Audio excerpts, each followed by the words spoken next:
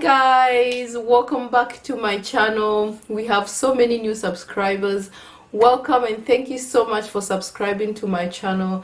If you're new here, my name is Tess, and in this channel I share all about my experiences living and studying abroad. To all the returning subscribers, thank you so much for coming back to watch my videos.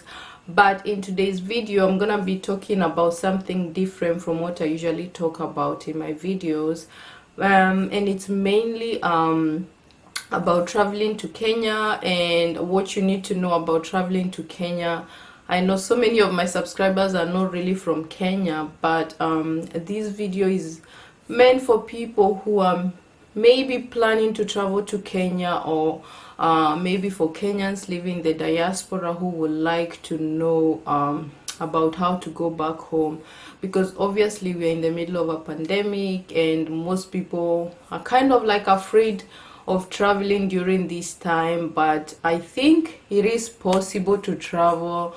You just need to have the right kind of information. You need to organize yourself, and yeah, you're good to go. So let's get right into the video.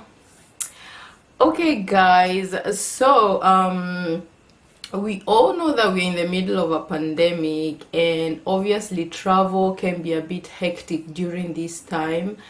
And especially if you're planning to travel with a family, you're planning to travel with kids, it can be a bit hectic during this time, and also a little bit scary, obviously, because of the situation.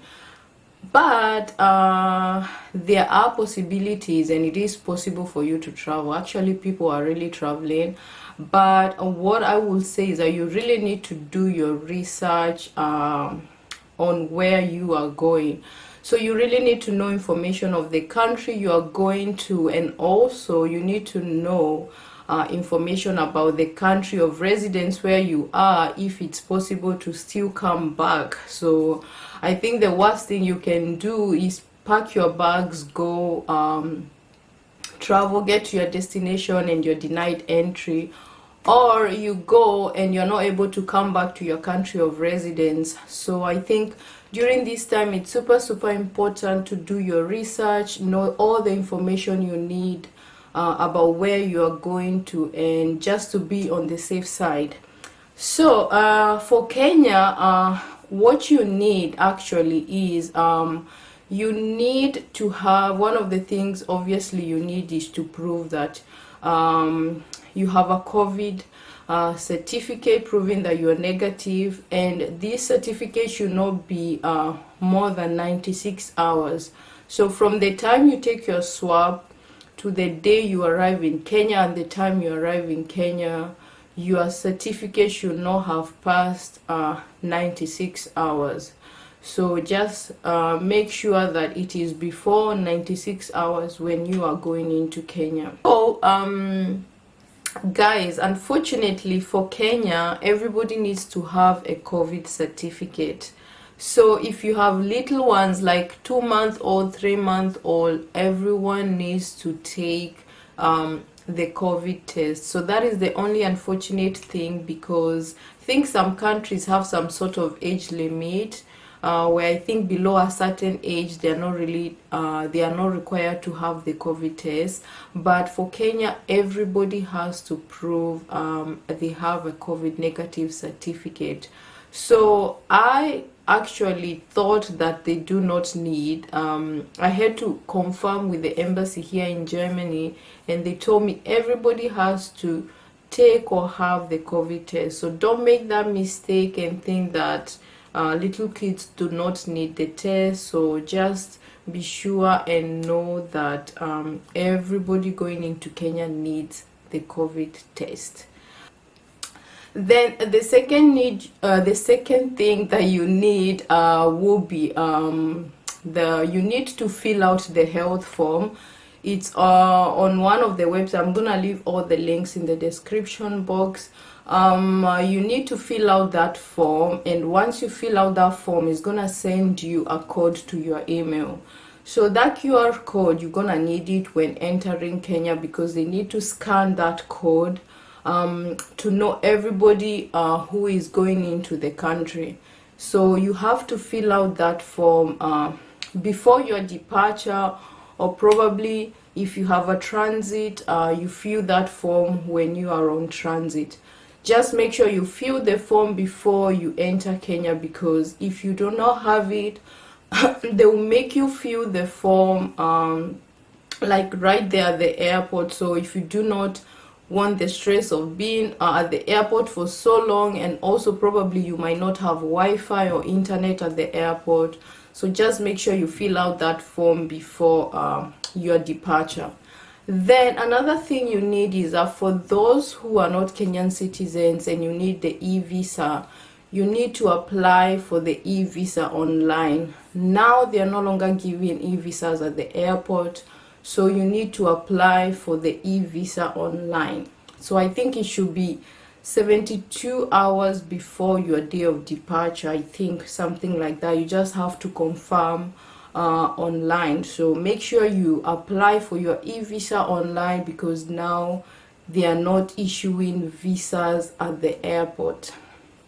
So don't make that mistake and go to Kenya thinking you are going to get the e-visa at the airport. They are really not giving or they are not issuing visas at the airport. Then another thing you need to know is I think you need to also know the airline you are flying with. You need to know the information about that airline, because I think some airline I've had, like KLM, even if you have a COVID certificate, I think you still have to do another think COVID test right before you like fly. I think an hour before you take your flight. So just be sure of the flight or the airline you're flying with, and know their terms and condition for this time. And because most airlines have changed their services, some have new rules, new regulations, so just be aware of also the airline you're flying with. And then if you're flying with a family, so these are tips for like people who are flying or traveling with kids and toddlers. Just make sure you pack enough food, snacks, drinks for your little ones, because most of the restaurants or bars at the airport are closed. So you don't want to be in a situation where you're at the airport and your little ones don't have food. And obviously you want to make your kids as comfortable as they can when they are traveling. So just make sure you have enough food, drinks, or snacks for your little one. Also, I think I realized I think at the air on the flights, it's like the airlines to have reduced the amount of services they are giving. So if like they used to serve a lot during the flight, you find that they have reduced the amount of time they are serving, because I think they are trying to limit the amount of time the cabin crews are in contact with the passengers as well. So yeah, just know that you really need to prepare yourself for your little one before you travel. Then I think you need things like hand sanitizers, masks. You need to prepare like a big quantity somehow, because obviously you're traveling. You need to like have enough with you just in case something goes wrong. So now for the situation in Kenya, I think the situation in Kenya is pretty much okay. For me, I think I felt safer there, being there, than I felt being here during this particular time. So obviously when you are there, you still need to take care of yourself, but I think the situation there is much better as compared to you being in Europe or in another like red zone or really heat country. So yeah, then another good thing I think I can say about traveling these times that the airlines are not fully booked. So you find an airline is like half booked, so it's like pretty easy like traveling with airlines now, because you have enough space, there's more seats. So yeah, it's a good thing traveling at this time. But I think if you're planning, or if you want to go back home and you're a bit skeptical, you don't know how to go about it, it is possible to go back home.